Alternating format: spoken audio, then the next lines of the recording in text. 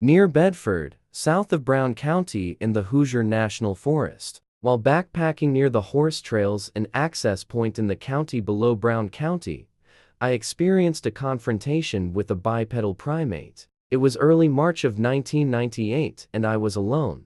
Around 7 o'clock in the evening, after hiking several miles, I set up camp in a wooded area about 100 yards from the horse trail.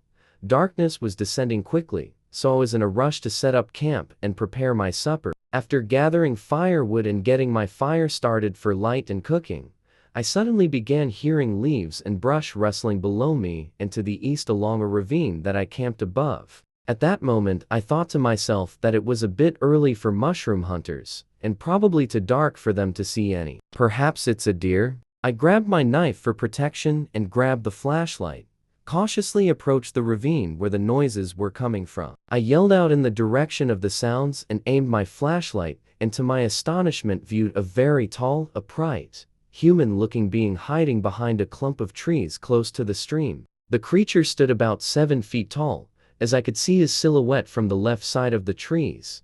He was leaning forward and exposing his head to view me.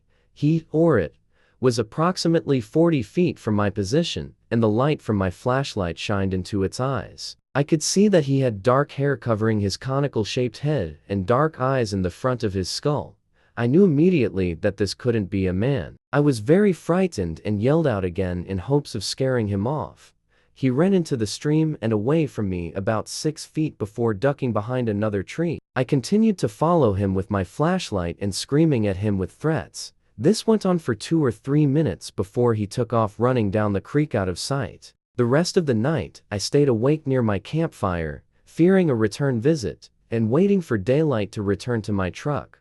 I would have packed out that night, only my truck was in the direction that the hairy biped fled. I was miles in. This entire situation was very frightening to me, because I always thought that if Bigfoot existed, it would be in the Cascades or the Canadian Rockies. At first light, I examined the site where the biped was near the stream, and besides some turned-over leaves, I saw no prints, and the stream appeared normal. Hilly deciduous forest, few conifers, sandstone, and bedrock bluffs, exposed clay creek bed.